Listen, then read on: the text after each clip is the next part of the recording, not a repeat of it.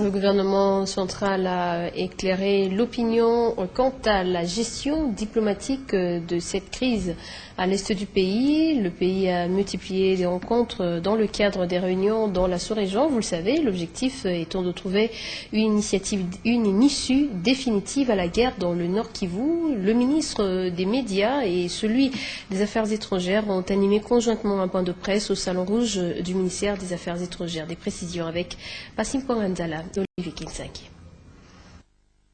Tous les aspects liés à la situation sécuritaire à l'est du pays ont été passés au peigne fin. Pour les deux ministres, la République démocratique du Congo n'est pas complice de ce qui lui arrive dans sa partie est. Au contraire, elle ne sera plus aphone et elle ne se laissera plus faire. Le ministre des Affaires étrangères en donne pour preuve les différentes rencontres auxquelles il a pris part au niveau de la sous-région. Nous avons été à Kampala, rencontrer le président Museveni. Nous avons aussi été voir le président Kikwete de Tanzanie. Nous avons été rencontrer le président Nkurunziza du Burundi. Nous avons été rencontrer le président Dos Santos d'Angola, parce qu'il est le président en exercice de la SADC. Nous avons profité de notre séjour en même temps qu'eux au Brésil pour rencontrer le président Zuma d'Afrique du Sud et le président Sassou Nguesso de la République du Congo. Nous avons aussi rencontré les autorités belges, les autorités françaises, les autorités de l'Union européenne. Et nous avions en plus saisi formellement le Conseil de sécurité. Partout, nous avons trouvé une oreille attentive.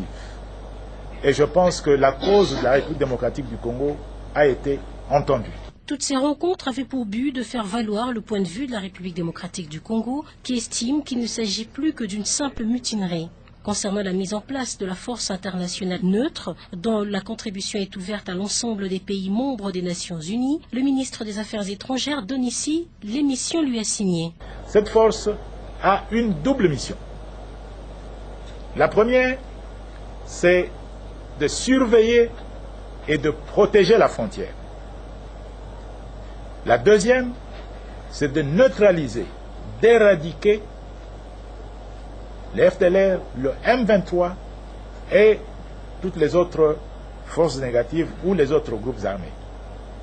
Je voudrais dire que cette proposition était une proposition de la République démocratique du Congo. Le ministre des Médias et le ministre des Affaires étrangères ont également précisé que la République démocratique du Congo continue à avoir une pleine assurance en son armée et que la force internationale neutre ne venait qu'en appui comme la MONUSCO.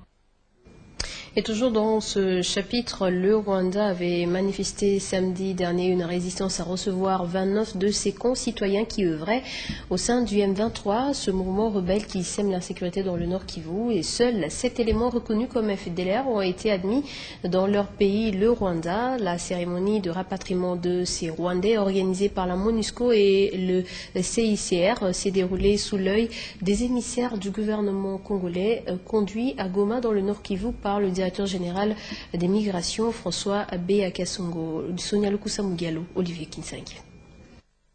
Ils étaient au départ 36 éléments d'origine rwandaise à désirer retourner chez eux au Rwanda. 7 d'entre eux ex-FDLR et 29 ayant œuvré un temps au sein du M23. Ils ont fini par prendre la poudre d'escampette. Ces Rwandais, pour la plupart, n'ont pas désiré se retrouver dans ce mouvement rebelle. Ils ont été pris de force, affirment-ils, quasiment tous.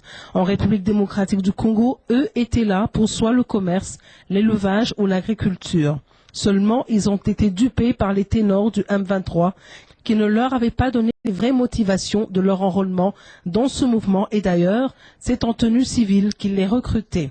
Puis, ce samedi 14 juillet 2012, c'est un véritable scénario qui se vit à la frontière entre la RDC et le Rwanda. À la Grande Barrière, seuls 7 éléments reconnus par les autorités rwandaises comme FDLR ont été admis au Rwanda avec femmes et enfants.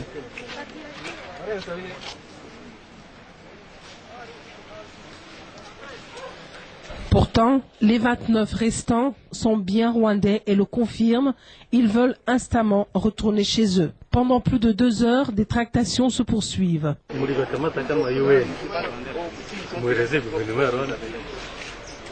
Kama muko ni Wanyarwanda wenye mmepokea kutoka M23 au kama ni barabara kwa mremo mpatie gouvernement ya Kongo, ndio hivyo. Na mimi sasa najua kama iwe ni iko na manda ya kukamata barabara wao ndio kama mnavoleta wao ni barabara wa Kongo, basi ni barabara wa Wanyarwanda. La MONUSCO ne veut pas les garder parce que ce ne sont pas des citoyens congolais.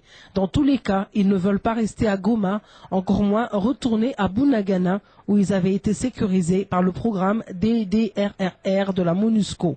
Et l'on voit s'estomper subitement sur leur visage le bonheur qu'ils avaient de retourner au Rwanda. Ils l'exprimaient quelque temps plus tôt par de grands gestes d'au revoir.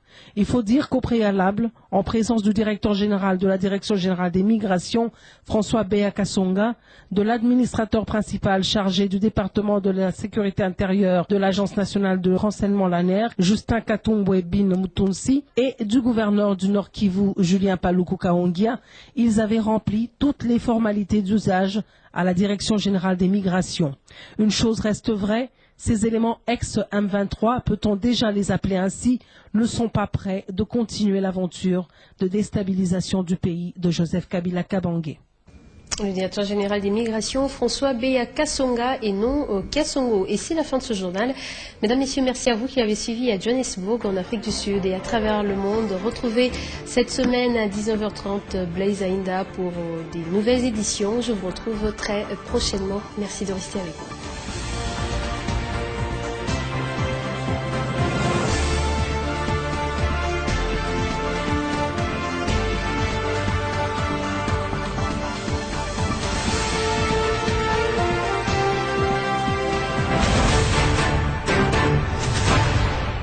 Ce journal vous a été offert par Our bank is my bank.